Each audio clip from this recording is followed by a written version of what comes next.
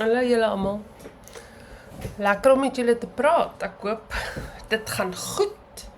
En dit dat dit veral goed gaan met die wiskunde. Daar's net geweer, miskien wil jy dit nie sien nie, maar 'n herinnering aan wanneer die wiskunde vraestelle geskryf word, 16de en 19de Mei. En ja, soos wat jy deur die wiskunde werk, is daar iets is wat jy wil weet, stuur vir my boodskap dat ek jou kan help. As jy 'n mail stuur ook vir my boodskap en sê, jy het 'n mail gestuur, ek is nie op Tutor Basics se mails, se incoming mails, so gereeld nie, so jy mag dalk iets stuur en dan voel jy, maar ek antwoord jou nie, laat weet my net dat daar 'n boodskap is, sodat ek jou wel kan antwoord. Ons doen vanaand die volgende onderwerp. Kom ons gaan net gou deur, wat het ons klaar gedoen sover? Klaar met algebra, patrone en reekse, finansies, groei en verval, funksies en grafieke, diferensiaalrekeninge. As die Here wil, begin ons volgende week met waarskynlikheid. Vanaand statistiek, analitiese meetkunde, trig en euklidiese meetkunde het ons klaar na gekyk. Vanaand se onderwerp statistiek is een van daardie gedeeltes van die vraestel, 20 punte, 10 gewoonlik uit graad 11 gedeelte en 10 punte gewoonlik uit die graad 12 gedeelte. Hierdie is werklik 'n afdeling van die vraestel waar jy maklik punte bymekaar kan maak. Hoekom sê ek so? Want dit is hoofsaaklik sakrekenaarwerk. So dis krities belangrik dat jy weet hoe om die bewerkinge te doen met jou sakrekenaar en dan is dit sommer maklik om daai punte bymekaar te maak. Kom ons kyk gou wat is op die inligtingsblad. 4 formules. Hierdie is die formule om die gemiddeld te bereken van 'n stel data. Nou, ons het 2 soorte data. Ons het enkel data en ons het gegroepeerde data. Hierdie is vir as ek vir jou enkelwaardes gee, ongegroepeerd, met ander woorde. Hoe weet ek wanneer is data ongegroepeer?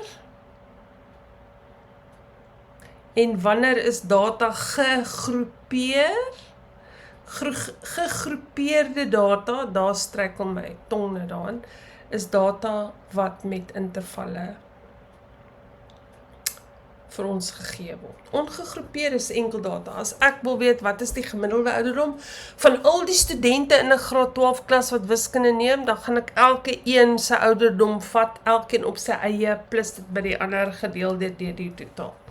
Hierdie formule sal ek my nie so verskriklik oor bekommer nie. Hierdie is eintlik die formule vir variasie.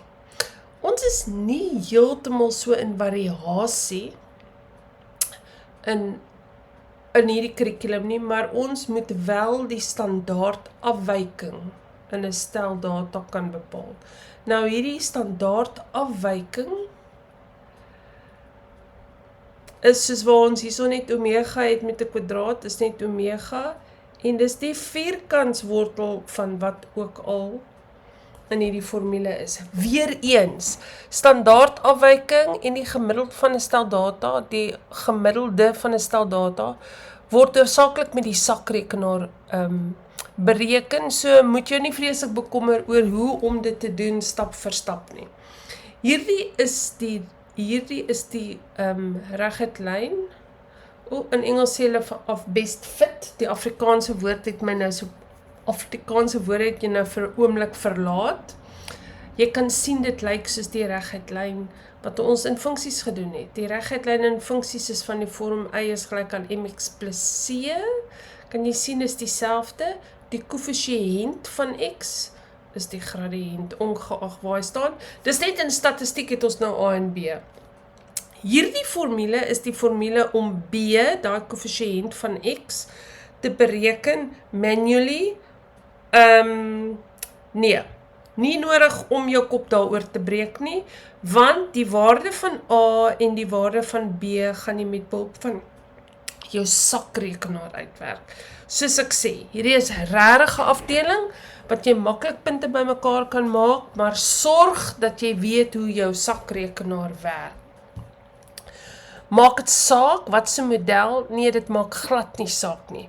Elke sakrekenaar, 'n scientific calculator for that matter, het 'n mode waar jy statistiek kan kies en statistiese berekeninge kan doen. As jy 'n sakrekenaar het wat iemand vir jou geleen het, wat lankal nie meer die gebruikersaanwysings het nie, gaan Google die users manual, die gebruiksaanwysings van daardie model, daardie sodat hy vir jou kan wys hoe om die berekeninge te doen, of voorbeelde te gee van die berekeninge. Sakrekenaar werk. Wat help het jy te sakrekenaar? En ek sê vir jou, dis maklik om die punte bymekaar te maak in hierdie afdeling, en jy weet nie hoe dit werk nie. Goed, net soos verlede week, hierdie aanslag van hierdie les is dieselfde. 1, ek gaan vir jou die opsomming van statistiek, soos wat deur Maths Clinic saamgestel is, vir jou oplaai in die klaskamer, werk deur hierdie bladsye, weer eens 6 bladsye, ek dink finansiële wiskunde was ook 6 of 5 bladsye. Die eerste 3, alles te doen met graad 11 en die vorige grade. Dan sal jy sien, het ek die graad 11 statistiek playlist van die YouTube channel opgelaai, net soos verlede week. Wat ek kan toe jou om wil doen, ek gee nie om nie. Luister deur al hierdie video's in detail. Kan jy sien? Ongegroepeerde data, gegroepeerde data. Daar's 'n groot verskil tussen hulle. Hierdie verskil word aan jou in begin in graad 10 en dan in graad 11 moet jy baie mooi verstaan wat is die verskil tussen hierdie verskillende data versamelings of sets of data wat hulle vir jou gee. Luister deur die video, maak seker dat jy daai opsomming van hoek na kant deurlees en jou kop daarin kry, voordat jy aanbeweeg. Ek wil gou ietsie vir jou wys. Die eerste bladsy van die graad 11 gedeelte, hierdie is alles net woordeskat, wat alles beteken. Frekwensietabel, stingel en blaar, staafgrafiek, histogram, frekwensie, veelhoek. Hierdie is alles goeders wat uit graad 10 uitkom. Maar die ogief, critical belangrik. Die aanwysers van posisie, maatstawwe van verspreiding, maak seker dat jy die formules ken. Hierdie formules word nie vir jou gegee op die inligtingsblad nie.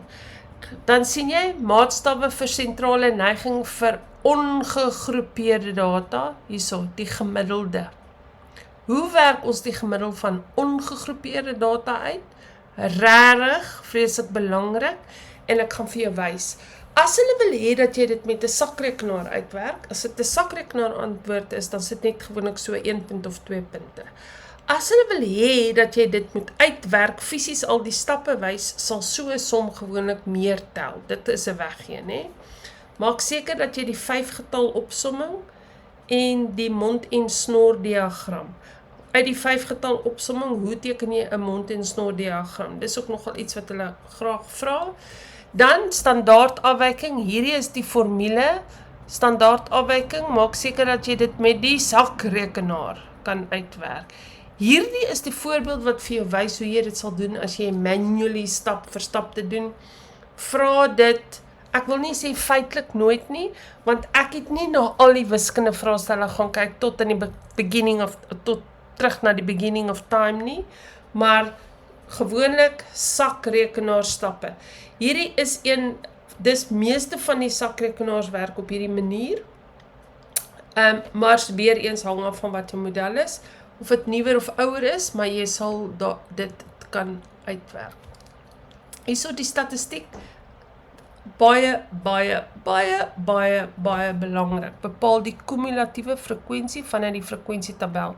Weet om die kumulatiewe frekwensietabel te gebruik om die ogief te teken. Ongelooflik belangrik. Baie lief om hierdie vraag te vra. Dan, die geskatte gemiddelde Waar gebruik ek die geskatte gemiddelde? Die simbool is dieselfde met daai X met 'n streepie op by gegroepeerde data. Maatstawwe vir, dis nie ongegroepeer nie, daai moet vir gegroepeerde data wees en die data versprei. Goed, graad 11. Graad 12 werk ons met bivariate data. B2 variate, daar's 2 variables, 'n X en 'n Y, horisontale en 'n vertikale as. Waarmee werk ons? Ons werk met spreidiagramme. Dis 'n spreidiagram. Nee, elkeen van hierdie punte, 30 ure gee vir my R270.000 se verkope. 30 ure 270.000. So dis asof ek plot op my kartesiese vlak. Spreidiagramme, weer eens, maak seker dat jy weet hoe om hierdie data in jou sakrekenaar te kan insit. Die sakrekenaar stappe het hulle hierso vir jou gewys. As jou sakrekenaar se stappe of se metode nie presies so werk nie, maak seker dat jy weet. Hierdie is die korrelasiekoëffisiënt. Hierdie is 'n tabel wat jy asseblief uit jou kop uit moet leer, sodat jy dit kan, sodat jy as hulle vir jou vra, wat beteken 'n spesifieke korrelasiekoëffisiënt, dat die waarde vir jou kan, waar hy ook al inpas in watter interval, gaan vir jou die tabel gaan jou help om te weet wat die regte woorde om daar langs aan te skryf. Sakrekenaar, sakrekenaar, sakrekenaar. En dan die kleinste kwadraat regressielyn. Waar begin ons? Ons moet in die eerste plek 'n spreidiagram hê. As ek hierdie spreidiagram het, hierdie kolletjies gee of vir my 'n lineêre gevoel, of geen korrelasie nie, of 'n nie-lineêre korrelasie. Die spreidiagramme wat jy gaan kry in die eksamen, gaan gewoonlik 'n lineêre korrelasie hê. So hierdie kolletjies, min of meer lyk vir my of dit in 'n reguit lyn lê, alhoewel dit nie is nie. Nou hierdie kleinste kwadraat regressielyn, hoekom om die kleinste kwadraat regressielyn neem? Don't care, moenie eers jou kop daaroor breek nie.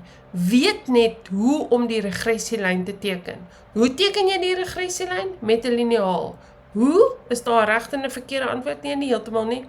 Maak seker dat jou lyn wat jy trek net so min of meer in die middel van die bondel kolletjies is. Beteken dit ek moet kolletjies verbind? Nee. Beteken dit dat as my lyn deur 'n kolletjie gaan dat dit verkeerd is of dat hy moet? Niks daarmee te doen nie. Vat jou bondeltjie kolletjies of die kolletjies wat uitgestrek trek met 'n liniaal, 'n lyn daar binne. Hier's vir jou 'n voorbeeld en weer eens het hom vir die sakrekenaar metode daar gegee, soos ek sê, hierdie is hoofsaaklik sakrekenaar werk. Daar's vir jou uitgewerkte voorbeeld, as jy nou uitgefigure het hoe jou sakrekenaar werk, kyk of jy dieselfde antwoorde as hulle kry. Hier is die graad 12 statistiek video, soos opgelaai op hierdie YouTube kanaal. As jy deur die opsomming is, werk deur hierdie video's voordat jy aangaan met die video waar ek na vorige eksamen vraestel kyk en ek het maar die November 24 en die Mei Junie 24 vrae wat in ons uur inpas. Asseblief, ekstra voorbeelde, iemand anders wat verduidelik, dit kan net tot jou voordeel wees. Goed, wat van die Mind the Gap handboek? Ek's heel beïndruk met hoeveel inligting hulle in hierdie hoofstuk gesit het. Ek dink ek het verlede week die opmerking gemaak, al hulle hoofstukke is nie so volledig in hierdie Mind the Gap boek, na my opinie. Ek dink ook verskillende persone gevra om 'n hoofstuk te skryf. Hierdie hoofstuk of 1/13 wat statistiek is regtig nogal heel volledig. Eers die opsomming en die video's. As jy klaar is met die opsommings en die video's, is jy welkom om jou oog deur hierdie hoofstuk te gooi, veral daar waar hulle vir jou ekstra oefenvragies gee, né? So het vat jou tyd, gaan lees dit deur. Ek gaan nou vanaand op 2 goeters konsentreer uit hierdie een. Ongegroepeerde data, hoe werk ons die gemiddelde van ongegroepeerde data uit? Teenoor, hoe werk ons die gemiddeld uit, laat ek nou net hier so kyk, van gegroepeerde data. Sien jy hierdie tabel op bladsy 300, uiters belangrik. Maar mate van verspreiding, uitbreidings, kyk na die voorbeelde, doen die mond en snor diagram baie volledig. Ek dink is heel actually cool. Maar weer eens, eers die opsommings, want al die inligting wat jy moet weet is daar. Luister deur daai video's, ons nie lank nie. Elkeen maak notas, werk deur hierdie hoofstuk, vir al die aktiwiteite gaan doen, nie vra, kyk of jy dieselfde antwoorde kry. Ja, die moeite werd. Ek dink hulle het 'n good job gedoen. Kom ons gaan aan met die vraag. Eerste vraag. Vraag 1, November 2024. In terloop statistiek is vraestel 2. Die afrigter van 'n junior seuns rugby span het aan die begin van 'n seisoen die gewig in kilogram van 15 spelers in sy span en die getal opstote push-ups in Afrikaans wat elke speler in 1 minuut kon doen aangeteken. Die data word in die tabel en sprei diagram wat volg verteenwoordig. Die kleinste kwadrate regressielyn van die data is ook geteken. Kom ons kyk gou-gou. Data in die tabel, datatjie data in die tabel.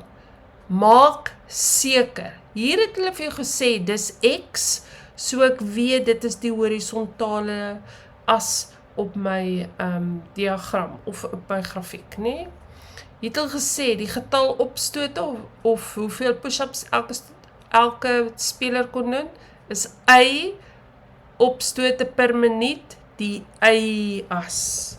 As hulle nie X en Y vir jou skryf by die tabel met die data in nie, gaan maak seker, jy weet tog, dat die horisontale as die X-as is, gaan maak seker dat jy dit vir jouself daar gaan neerskryf, sodat jy nie deur mekaar raak nie.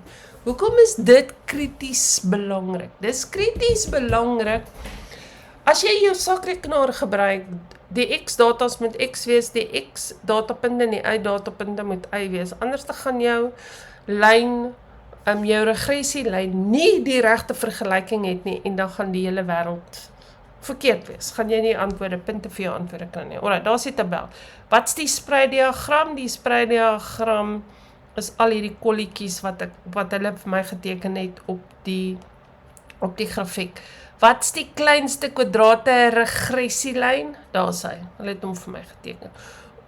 Maar man, hy gaan nie deur die y-as nie, maak nie saak nie. Hierdie lyn is min of meer in die middel getrek van hierdie bondelkolletjies. Datel gegee, wat wil hulle hê moet ek doen? Bepaal die vergelyking van die kleinste kwadrate regressielyn vir die dag. Hoe lyk hierdie vergelyking nou? Kom ons gaan gou daar na die informasieblad, daar is hy. Y is gelyk aan A plus BX. Hoekom is daar 'n dakkie op die Y? Geen idee nie. Moet ek die dakkie skryf? Nee, as jy nie wil nie, of nie, hoef nie, of vergeet, gaan nog nie vir jou punt aftrek nie. Hier is dit. Y is gelyk aan A plus BX. Waar kry ek A en waar kry ek B? Sakrekenaar. Nou, my sakrekenaar, ek gaan nou so 'n bietjie praat na my sakrekenaar, né? As jy na mode gaan, kies ek statistiek. Wat wil ek hier uitwerk? Die regressielyn. My sakrekenaar gee vir my 'n A plus BX opsie. Dis nou wel hoofletters, maar dit maak nie saak nie. Kies dit. Dan gaan hy 'n kolom oopmaak waarvan jy die waardes kan insit. Belangrik. As ek hierdie waardes insit, maak seker dat jy weet wat jy in jou sakrekenaar moet doen om die data vas te maak. Om vir die sakrekenaar te sê, weet jy wat, my data is volledig, jy kan nou daarmee werk. Ek wil gou hierso kyk op die ons kyk gou op die opsomming. Kan jy sien, gebruik jou sakrekenaar om te bepaal? Nee, ons wil die Gebruik die sakrekenaar om die lynse vergelyking te kry, die A-waarde en die B-waarde, om in die vergelyking in te pas. Druk mode, en dan kies jy statistiek. Kan jy sien, in my sakrekenaar is dit toevallig ook 2, jy kies die regressielyn se vorm. Lees die waardes onderskeidelik in die X en die Y kolom. Kan jy sien AC? As jy AC druk op my sakrekenaar en op hierdie wat hulle het, dan lock dit die data. So jou sakrekenaar weet, al die data wat jy nodig gehad het om mee te werk, is nou ingesleuteld en ek kan rustig verder daarmee berekeninge doen. As jy, waar is my notas? As jy jou sakrekenaar gebruik, skus, hier's 'n krap in my keel.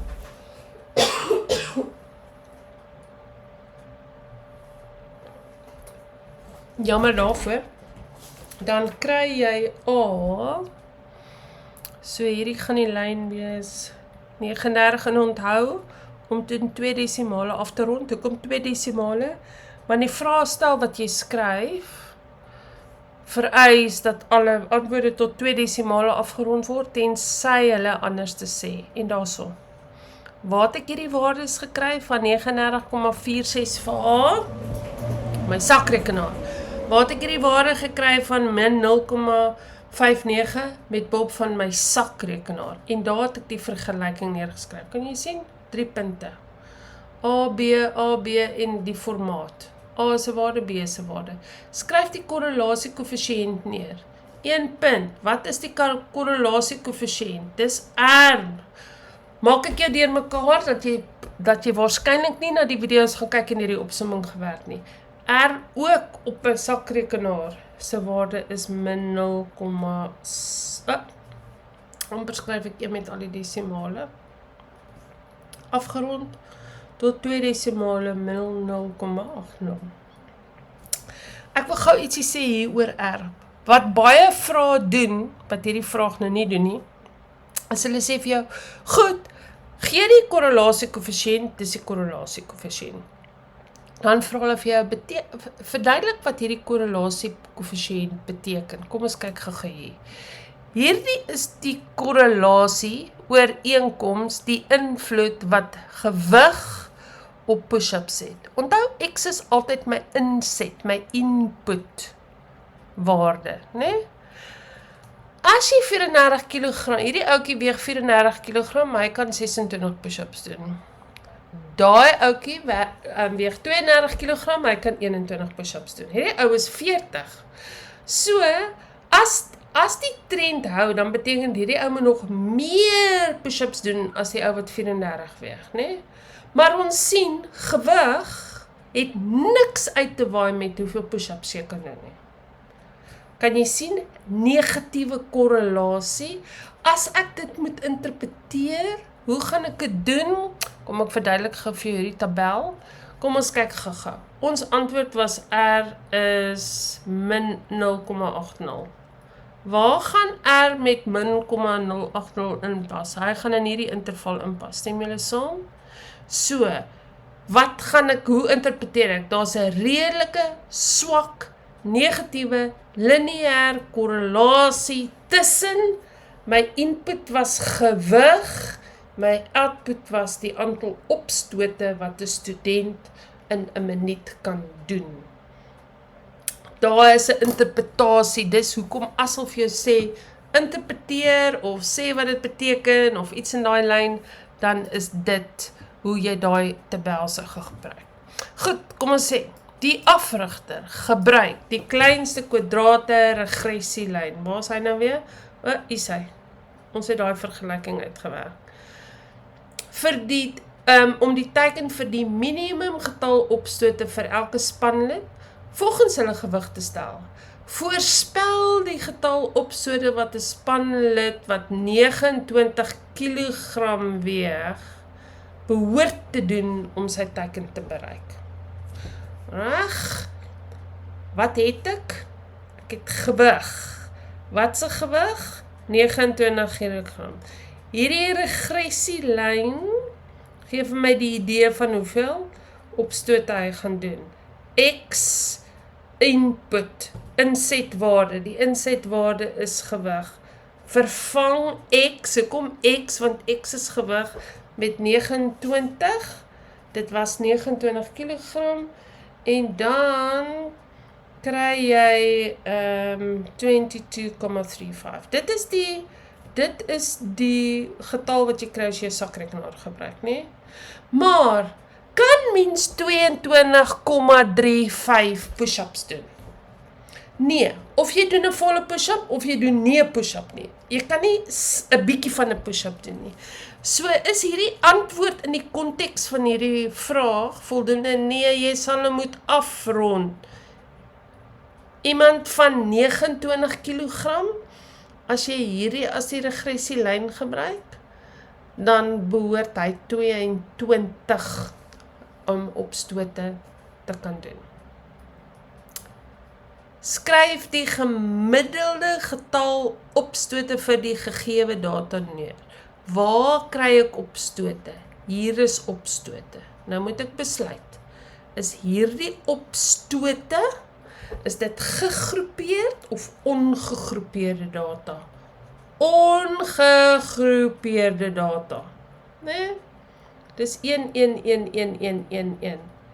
Kyk, kan jy sien, hierdie vraag tel net 1 punt, so dis duidelik dat jy nie 'n hele opstel hoef te skryf nie. Haal jou sakrekenaar uit. Hoe gebruik ek my sakrekenaar vir ongegroepeerde data? Kom ons gaan gou weer terug na die opsomming toe, laat ek nou nie, hier sê, stat. Ek kies weer mode, statistiek, kan jy sien, nou kies ek allerhande verskillende variables. Wat wil ek hê? Frekwensie on of off, as ek gegroepeerde data het, ek het nie gegroepeerde data hier nie.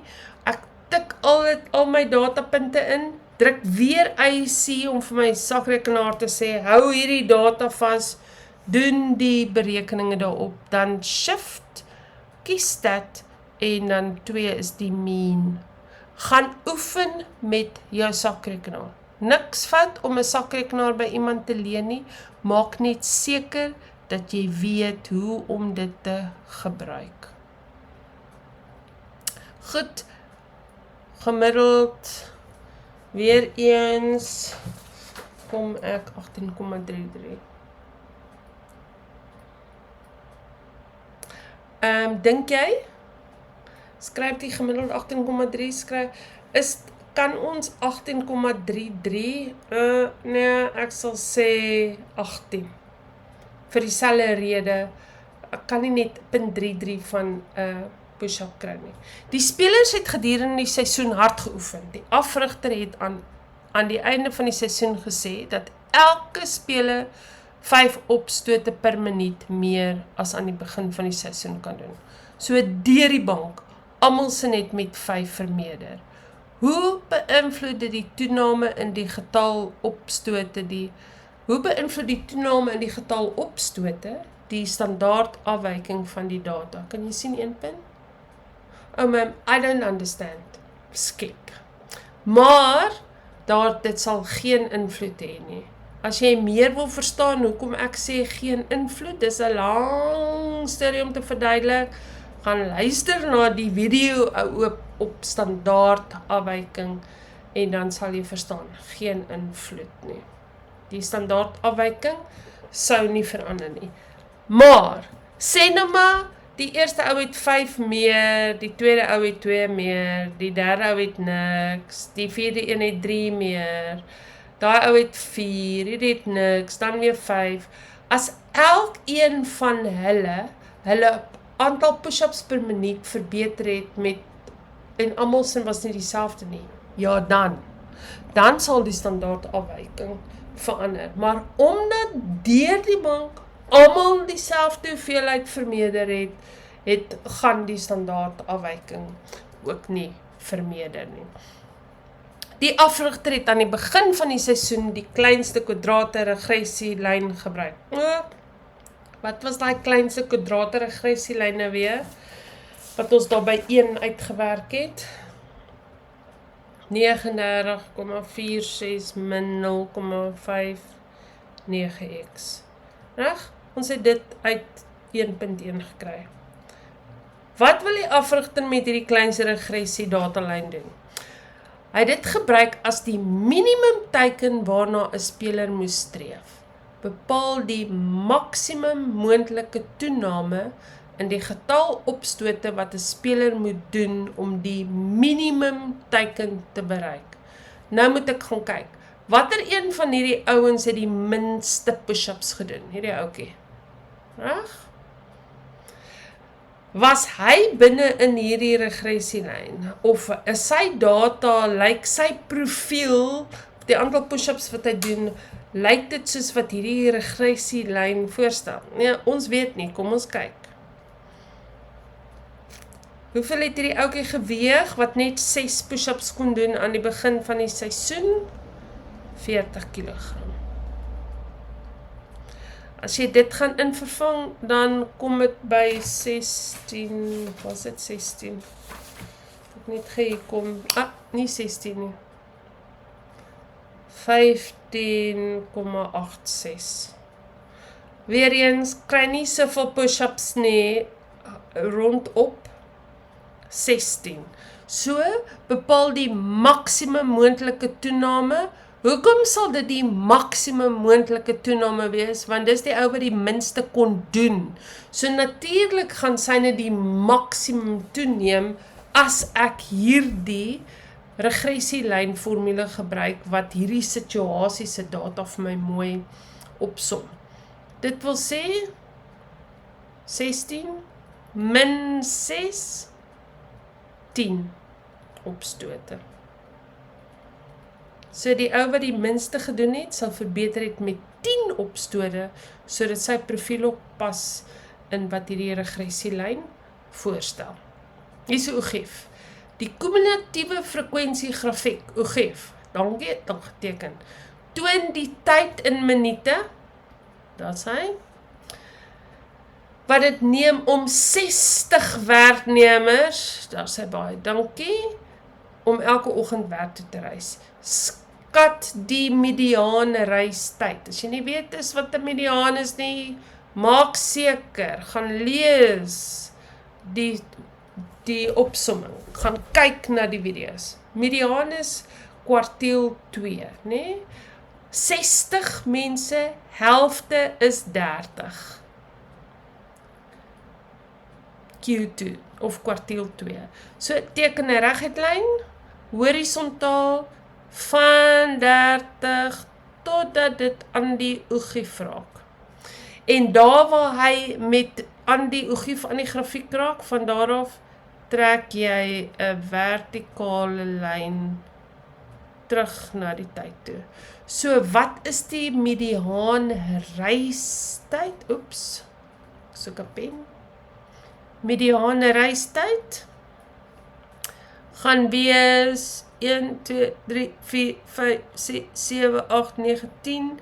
So, elke streepie is 2, 4, dit lyk soos 65 minute. 1 punt, 2 punte. Skat die onderste kwartiel. Wat is die onderste kwartiel? Kwartiel 1. Wat's helfte van 30? 15. Selfde proses. Trek die reguitlyn totdat dit by die grafiek uitkom. Sny reguit af. Asseblief, ek hoop julle sien hoe ongelooflik belangrik dit is dat jy 'n liniaal gebruik vir hierdie oefening. Elke lyntjie is 2, so dit lyk 44 minute. Is die onderste kwartiel. Skat die interkwartiel variasie wyte. Daar's 'n formule vir die interkwartiel variasie wyte. Daar in daai opsomming en ook in die video's is Q3 min Q1 kwartiel 3, die derde kwartiel min die eerste kwartiel. Ons het al die onderste kwartiel se waarde, maar ons het nog nie Q3 nie. Wat's Q3? Die helfte van 30 na 60 is 45. Selfde drill. trek 'n vertikale, of ekskuus 'n horisontale lyn van 45 totdat dit die grafiek sny en van daar af 'n vertikale lyn, wonkie, met jou liniaal sal dit ver beter wees, asseblief gebruik 'n liniaal. So, 84 min 44, so die interkwartiel variasiewyte is 'n volle 40 minute. En daar het ek die ogief gebruik om daai vraag vir my te antwoord. Die minimum en die maksimum tye wat dit 'n werknemer neem om werk toe te reis, is onderskeidelik 5 en 120 minute. Op 'n getallelyn, dit beteken op skaal.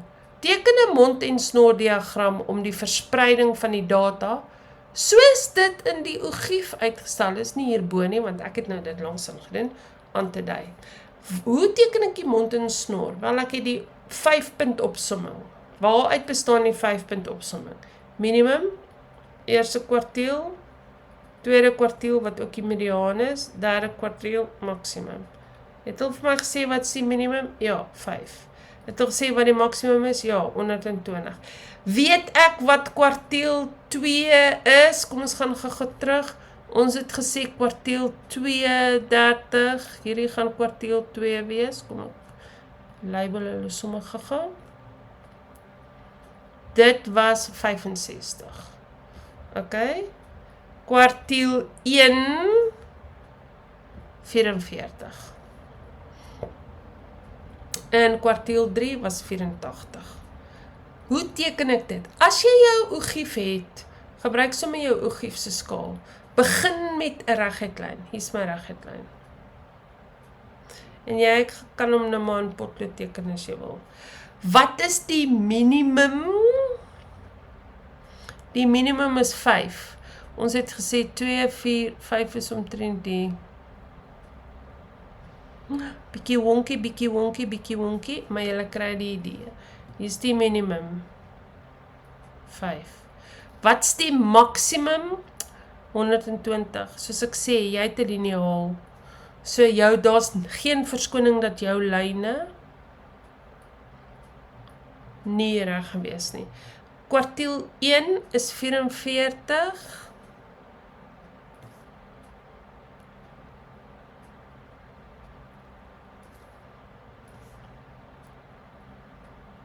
mediaan is 65, 2, 4, 5, kwartiel 3, 84, hier is my, daar's my boks, ek trek net hierdie met geel, daar's die snor, na albei kante toe. Kom ons maak seker dat ons dit korrek label, so 65, 84 op skaal. As jy die ogief het, kan jy dit reg onder die ogief teken. Partykeer in die antwoordboek gee hulle vir jou 'n skaal en jy kan net die waardes gaan invul. Hierdie is die minimum, hierdie is die eerste kwartiel, hierdie is die tweede kwartiel, daar is die derde kwartiel en daar is die maksimum. En daar het ek die mond- en snor diagram geteken. Die maatskappybestuurder het besluit dat alle werknemers wat langer as 'n uur werk toe reis, toegelaat sal word om vir 'n gedeelte van die dag van die huis af te werk. Watter persentasie van die werknemers sal toegelaat word om vir 'n gedeelte van die dag van die huis af te werk? Goed, ons moet nou eers gaan kyk, waar is die wat langer as 'n uur werk? 'n uur is 60 minute, né? So, waar kry ons tyd op die Excel? So, kom ons teken trek gou. Moet ek nou reg uitlyn. Trek van 60 af, terug na die ogief toe. Daar is my horisontaal. Goed. So, watter werkers is die werkers wat langer as 'n uur werk? Dit sal van 60 tot 25 wees. Ek soek 'n persentasie, so 60 min 25, Hoekom 60? Want hierdie het oor 60, hulle het 60 werknemers se inligting gebruik. Hoeveel werknemers is daar altesaam 60? Hoe kry ek persentasie maal met 100 op 1?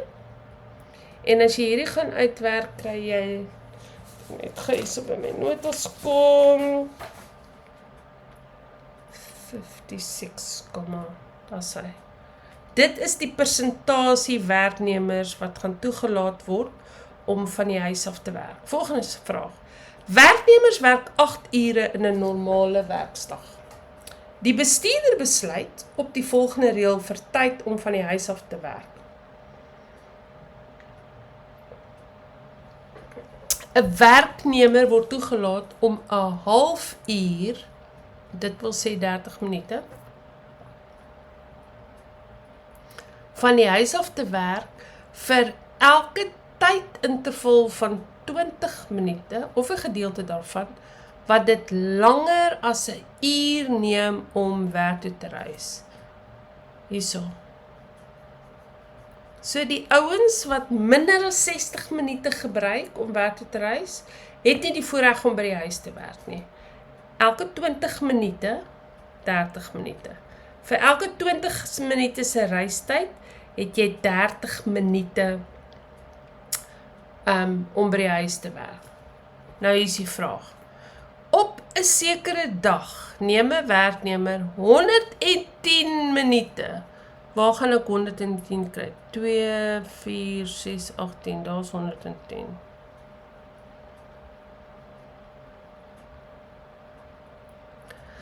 Met 110 minute om werk toe te reis. Bereken die getal minute wat hierdie werknemer op hierdie dag toegelaat sal word om van die huis af te werk. Wat was die skaal nou weer? 30 minute vir elke 20 minute reistyd. So hier's 30 minute. Van 80 tot 100 is 30 minute. Van 100 tot 110 ook 30 minute wat hy gaan kry om by die huis te werk. Hoekom? Want die vraag sê of 'n gedeelte daarvan. So as hy nie die volle 20 minute se reistyd gebruik het nie, kwalifiseer hy nog steeds vir 30 minute. Dit wil sê 3 maal 30 minute. Gee vir jou 90 minute. Kom ons maak gou seker. Wil al die antwoord in minute hê, bereken die getal minute wat hierdie werknemer op hierdie dag toegelaat sal word om van die huis af te werk, 90 minute. En daar sy sien, vragies geantwoord, nie so moeilik om punte bymekaar te maak nie. Ekskuus, ek het nie daai in Afrikaans vervang nie, of het ek in die volgende een? Ek het die vraag, maar nie, ek seker van julle gaan die Engels verstaan. Ek het die vraag, vraag 1 is Afrikaans. The number of pages in 10 A4 books and their corresponding weights in grams are given in the table below. The data is also represented in the scatter plot. Alright, wat hulle sê, die aantal bladsye in hierdie A4 boeke met die ooreenkomstige gewig wat elkeen weeg. So 'n boek met 85 bladsye weeg 165 gram.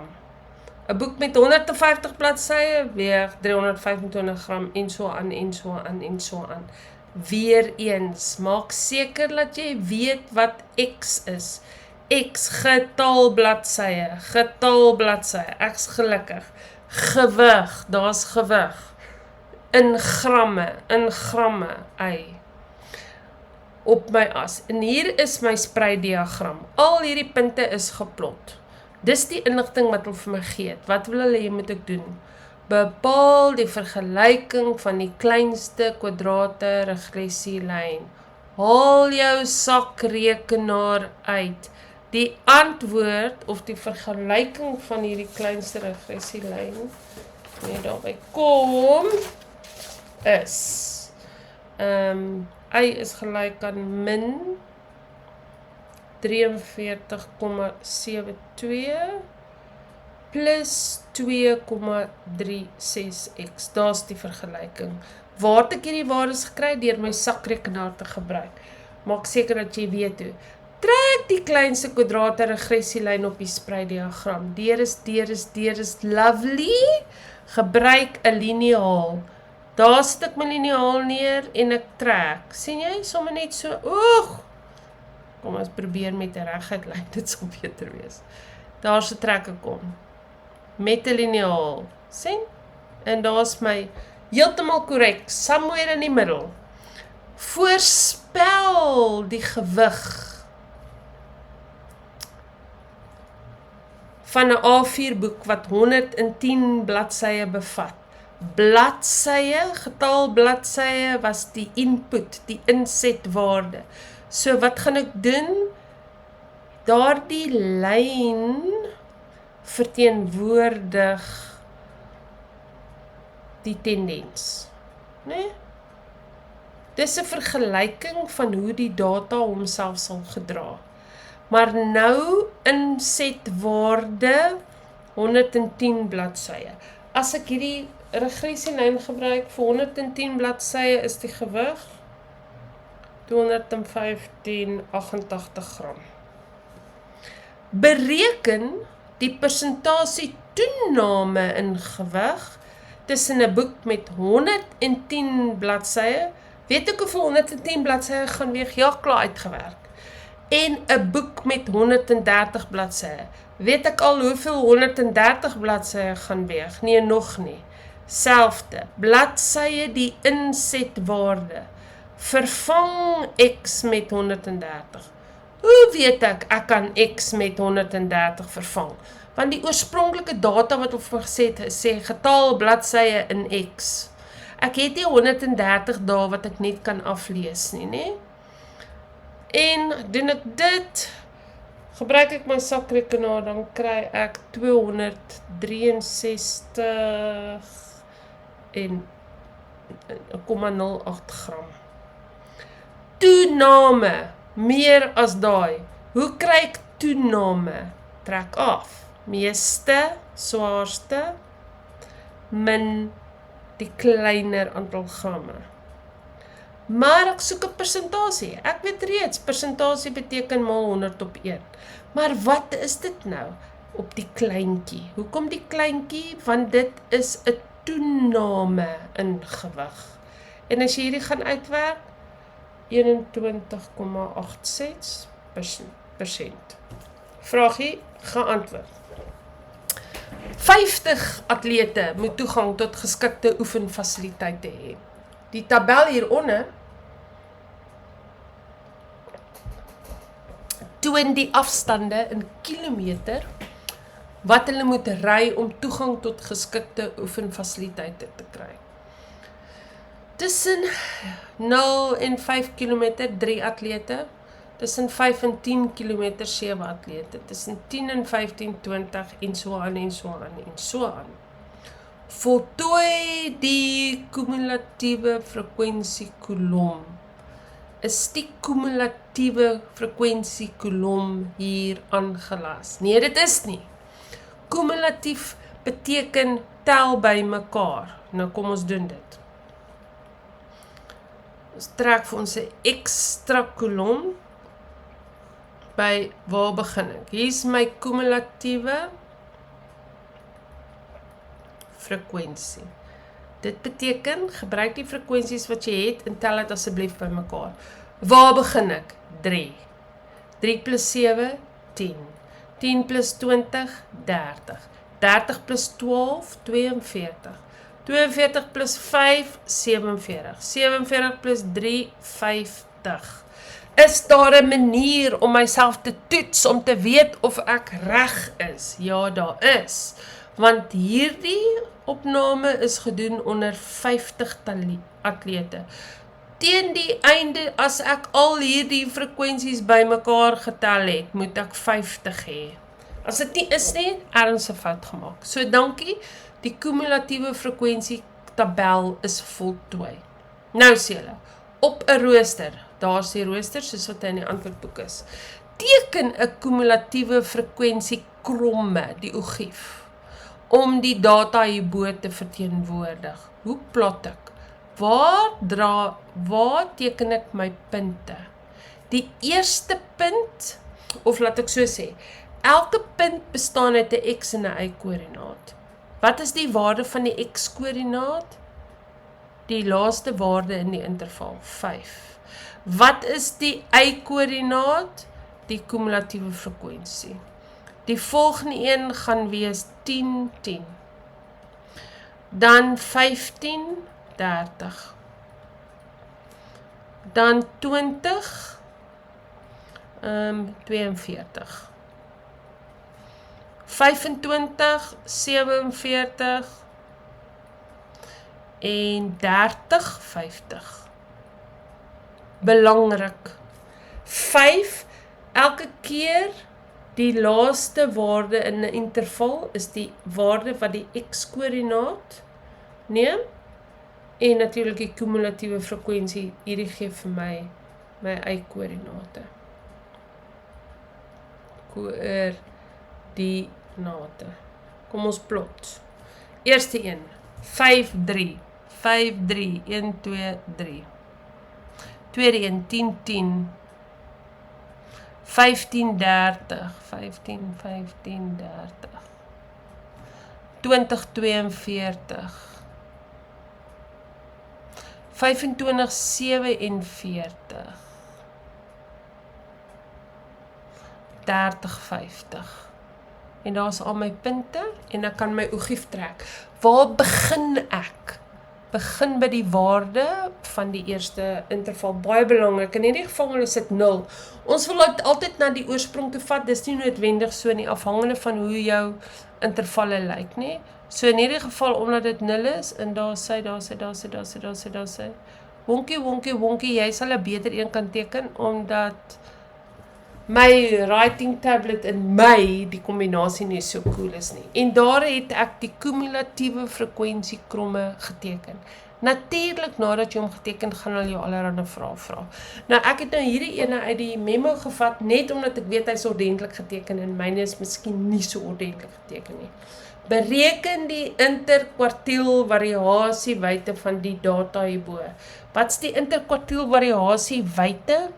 Se formule nou weer, Q3 minus Q1. Waar kry ek? Hoe dink ek? Nee, onthou jy, hierdie was oor 50 atlete. Wat gaan Q2 wees? My mediaan. Dit gaan 50 gedeel deur 2 wees, wat 25 is. Waar gaan ek Q1, die eerste kwartiel, kry? 25 gedeel deur 2, wat 12,5 is. Waar gaan ek Q3 kry, die derde kwartiel? Die middel, wat 25 is, en daar skryf ek nou 50, die middel wat 25 is, plus die eerste kwartiel se waarde. Reg? Laat ek nou net hier ordentlik kyk. Daai 2 of my brein wil nou alles saam doen. Kom ek begin so. Die hoeveelheid plus die onderste kry dieselfde, maak nou nie saak nie. Gedeel deur 2 gee vir jou 37,5 of as jy wil 25 plus 12,5 gee vir my definitief nie 35 nie. Nee. Dis nou tyd dat ons by die einde van die 37,5. Wat is Q3? Sien julle daar begin? Op die kumulatiewe frekwentiekant, die vertikale, trek 'n horisontale lyn totdat hy by die ogief kom, reguit af is 18. Wat is die eerste kwartiel? 12,5 horisontale lyn tot hy die grafiek kruis, dan 'n vertikale lyn af 11. So die interkwartiel variasiewyte is 7, die eenheid kilometer, 7 kilometer, en daar het ons dit bereken. Die gesinne van 4 van die atlete hierbo, wat tussen 15 en 20 km vanaf 'n geskikte oefenfasiliteit woon, besluit om 10 km nader te trek aan die fasiliteit te trek. In watter interval sal die getal atlete toeneem?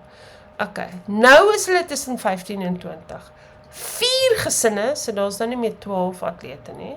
12 min 4 is 8. Gaan 10 km nader.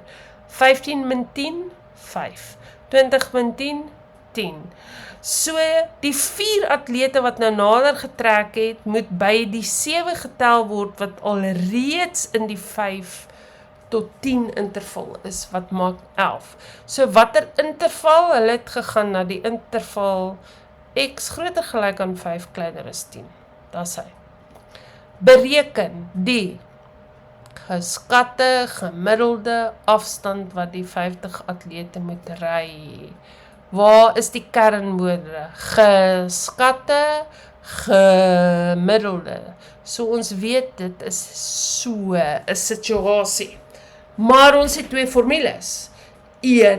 Althans ons het net een formule waar x die som van al die inligting is, gedeel deur die hoeveelheid entries wat daar is. Maar gegroepeerde of ongegroepeerde data. Gegroepeerde data. Hoekom gegroepeerde data? Hulle gee intervalle. Hoe werk ek dit uit? Hierso. Sien jy? Daarso is, in hierdie geval was dit nou persentasie, daar's die intervalle. Bereken die middelpunt van elke interval, maal dit met die frekwensie en dan op die ou en tel jy dit by mekaar. Maar ek beweeg net gou 'n bietjie af. Gegroepeerde data, bereken die gemiddelde persentasie. In hierdie geval gaan die storie oor persentasie, maar daar's hy. Gegroepeerde data, want daar is intervalle. So, wat moet ons eers doen? Ons moet eers die middelpunt van elke interval bereken. Hoe? 0 plus 5 is 5, gedeel deur 2, 2,5. 5 plus 10 is 15, gedeel deur 2, 7,5. 10 plus 15 is 25, gedeel deur 2 is 12,5. 15 plus 20, 35, gedeel deur 2, 17,5. 20 plus 25, 45, gedeel deur 2, 22,5. 25 plus 30 is 55, gedeel deur 2, 27,5. Bereken die middelpunt van elke interval. Okay, so nou is ek reg om die gemiddelde te bepaal. Let's do it. X, die gemiddeld is, wat's die middelpunt? Een lang deellyn. Wat's die middelpunt van die eerste interval? 2,5. Maal met die frekwensie 3. Plus. Middelpunt van die tweede interval? Maal met die frekwensie. En so gaan ek aan. Middelpunt van die interval? Maal met die frekwensie. 17,5 maal met 8. Ok, my deellyn is nie lang genoeg nie, plus 22,5. Hoekom doen ek dit so? Want ek het gegroepeerde data, ek het intervalle waarmee ek werk. 27,5 maal 3. Hoeveel atlete was daar al tesaam? 50 dele deur 50. Die totaal was hier, ek dink 675. As my memory to be trusted, ja. 675 divided by 50 en 13,5 kilometer. Hoe weet ek dat hierdie nie net 'n sakrekenaar vraag is nie? Kom ek vat jou gou hierso terug. Waar was die een wat dit sê? Nog. Kan jy sien? Nou sien ek hom nie. As hom net vir jou sê, bepaal die gemiddeld, en dis 'n 1 punt, dan weet jy sakrekenaar. Hierso bereken die geskatte gemiddeld afstand van die 50, wat wat die 50 atlete moet ry, nadat die 4 atlete geskuif het, 10 km, sien jy wat sê hulle hierso? Toon alle berekeninge duidelik. En 3 punte. Beteken, jy moet dit uitskryf. Manually moet jy vir jou gaan bewys wat daai antwoorde is. Vlyt my storie is uit. Soos ek gesê het, statistiek is regtig die gedeelte van die vraestel waar jy punte kan bymekaar maak. Maak seker dat jy weet hoe om jou sakrekenaar te gebruik. Werk deur daai opsomming, luister na die video's en alle sukses. Laat dit met julle goed gaan. Ek praat volgende week weer met julle. Totsiens.